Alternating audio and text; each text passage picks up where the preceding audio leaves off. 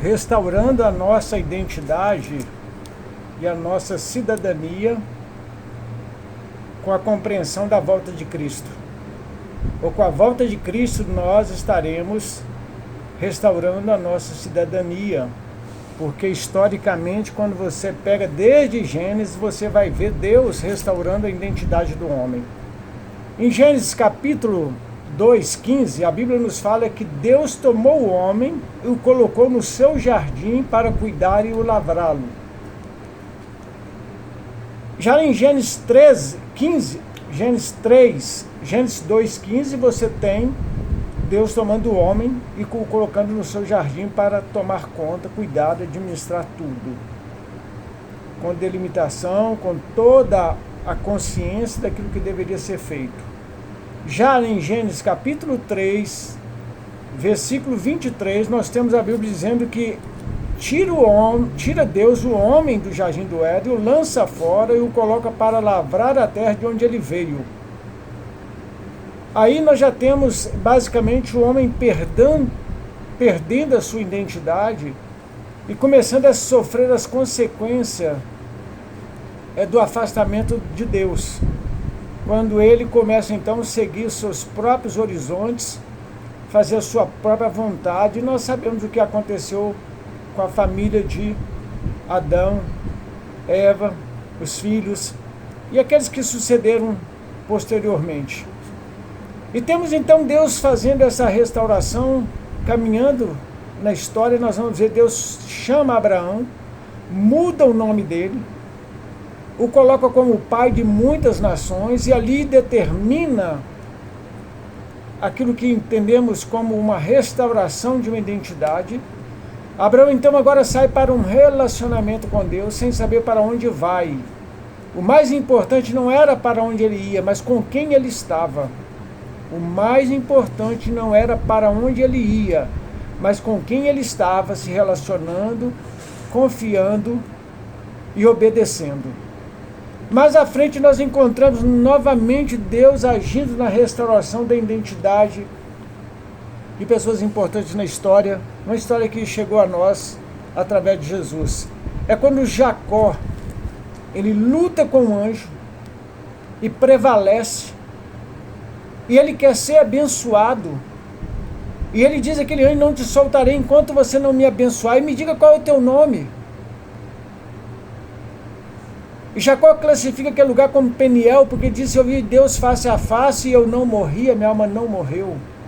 Ali nós temos então novamente a ação de Deus na vida daquele homem, completando então uma parte da história, porque ele restaura a identidade daquele homem. Agora já não seria Jacó mais, mas seria Israel. E com isso nós seguimos à frente e vamos caminhando e percebendo que Deus está sempre agindo na história, restaurando a nossa identidade, uma identidade que prevalece o verdadeiro sentido do que é o nome e a sua origem. É interessante que nós recebemos o nome de maneira arbitrária dos nossos pais, mas para eles tem um profundo significado. Não é aleatório.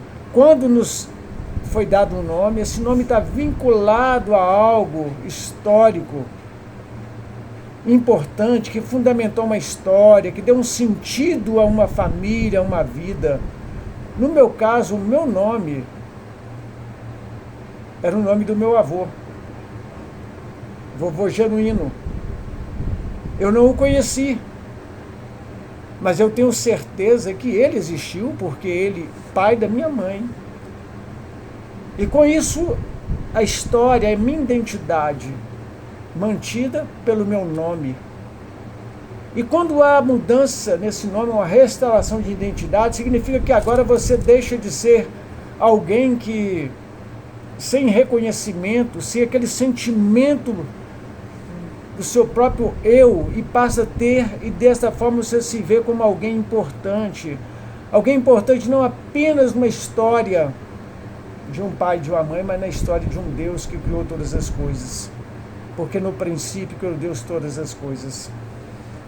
Paulo, quando ele escreve à igreja de Corinto, no capítulo 15, na primeira carta, versículo 19, ele diz: olha, nós somos os mais miseráveis de todos os homens se esperarmos em Cristo somente nesta vida.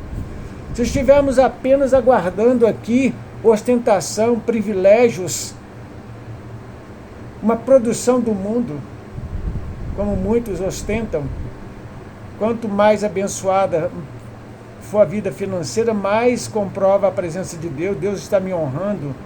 Na verdade, Deus ele tem dois propósitos. Ele tem o primeiro, restaurar a tua identidade em Cristo, e segundo, restaurar a sua cidadania, conforme está lá em Filipenses capítulo 3, versículo 20.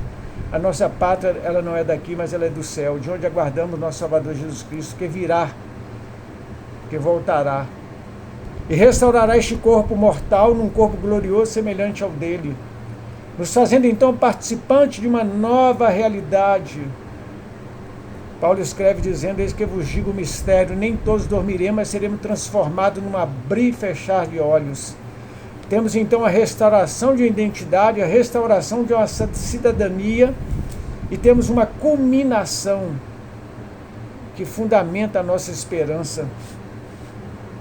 Nós não nos apoiamos numa dimensão terrena de resgate, mas nós descansamos numa promessa eterna de um portal que se abre para a eternidade junto à glória de Deus. É só você acompanhar a palavra de Deus, você vai perceber. O destino deles é a perdição. Escrevendo aos Filipenses, Paulo diz: aqueles que rejeitam a mensagem de uma restauração de uma identidade, de uma cidadania, de uma vida com Deus, tanto aqui em obediência, em submissão, como também numa esperança eterna após a morte. Aqueles, o destino deles é a perdição. O Deus deles é o ventre, e a glória deles está na sua infâmia, visto que só se preocupam com as coisas terrenas. Agora nós não, pois a nossa pátria está nos céus, de onde também aguardamos o Salvador, o Senhor Jesus Cristo, o qual transformará nosso corpo de humilhação para ser igual ao corpo da sua glória, segundo a eficácia do poder que ele tem de até subordinar-se todas as coisas. Portanto, meus irmãos amados, muito saudosos, minha alegria, Paulo expressa de uma maneira contundente, profunda, minha alegria e coroa, sim, amados, permanecei deste modo firmes no Senhor. A nossa pátria, o termo grego, ele se refere a uma colônia de estrangeiros, em uma fonte secular, que era usado para descrever a cidade, a capital, e que mantinha nomes registrados, configurando aquela comunidade. Mas nossa cidade, nossa pátria está no céu, onde nós somos cidadãos dos céus, registrados nos céus, conforme Lucas capítulo 10, 20, nós temos em Apocalipse mostrando que nossos nomes escritos no livro da vida, onde aguardamos outros irmãos, conheceremos aqueles que partiram. Nós pertencemos ao reino sob o domínio do nosso Rei Celestial e obedecemos à lei de Deus, ou seja, a lei que reina na soberana vontade de Deus. Aguardamos, o verbo aguardar significa alimentamos uma expectativa com muita alegria, uma ideia de esperar de maneira paciente e com grande exultação, alegria, a volta do nosso Salvador. O Deus que começou lá em Gênesis, restaurando a nossa identidade, e posteriormente no Novo Testamento restaura a nossa cidadania, e agora confirma que pela palavra que seremos transformados, saindo de um corpo de humilhação para um corpo glorificado. No período em que somos restaurados na identidade, nós estamos libertos do pecado. Quando tivermos a plena cidadania configurada, estaremos, além de libertos do pecado, livres da presença do pecado, porque no céu não entra pecado, mas só aqueles que lavados foram pelo sangue de Jesus e agora participam da grande festa celestial na presença do Deus Criador de todas as coisas. E toda a glória seja dado a Ele, hoje e eternamente. Amém. Em nome de Jesus.